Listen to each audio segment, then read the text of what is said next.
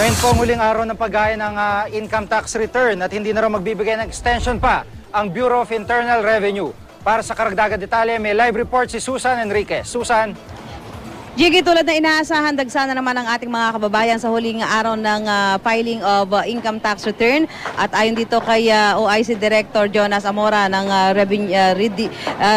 District 7, Region 7, itong BIR, mas marami daw ang mga nag-file ngayong huling araw ng filing kumpara ng mga nakalipas na taon. Ang sabi niya, baka daw ang dahilan nito ay dahil mas marami nga yung talagang kumbaga nahikayat na talagang mag-file ng kanilang mga income tax. At ang isa pa ay posibleng resulta ito ng masusing kampanya ng gobyerno, partikular ng BIR, laban sa mga tax evaders. At ngayong araw nito, dahil nga dagsa pa rin yung tao, ay ang ilan sa mga lumitaw na problema dito, medyo nalilito yung ating ilang mga kababayan doon sa bagong form ng BIR, kung saan kailangan talaga nilang isulat ng maayos yung kanilang mga pangalan doon sa mga box na inilagay doon sa pinakaharap na page nitong BIR Form 1701.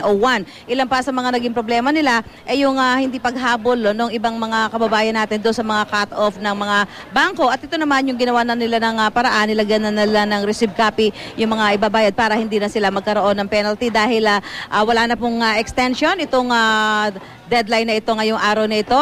At kung sakaling bukas kayo magbabayad ng inyong mga income tax return, magpa-file, mayroon na pong surcharge na 25% at 20% interest naman bawat taon doon sa mga bukas pa lamang po magpa-file ng kanilang mga income tax. Sabi po dito sa mga taga-BIR, hanggang alas 12 ng gabi, kung meron pang mga tao dito para humabol sa pag-file ng kanilang mga income tax, ay handa nilang asikasuhin at tanggapin. Jiggy? Maraming salamat, Susan Enriquez.